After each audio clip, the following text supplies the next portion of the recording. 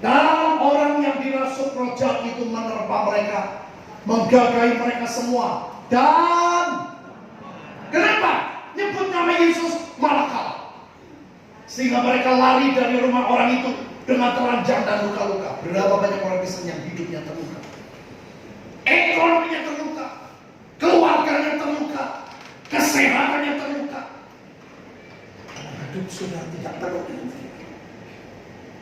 Engkau tidak tinggal dalam Tuhan, engkau tinggal dalam gereja, tapi tidak tinggal dalam kehendak Tuhan. Tidak rela kehendak Tuhan yang jadi. Saya berkali-kali sudah, saya dan Tuhan, aku mau. Dan Tuhan tidak mau, silakan kehendak Tuhan yang jadi. Menyakitkan, tapi yang penting Tuhan suka.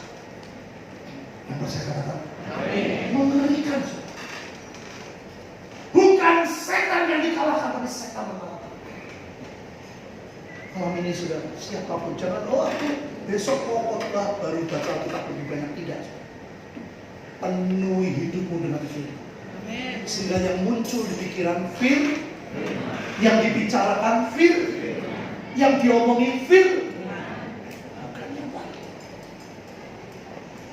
Yang setuju katakan, inilah kehidupan kekristenan.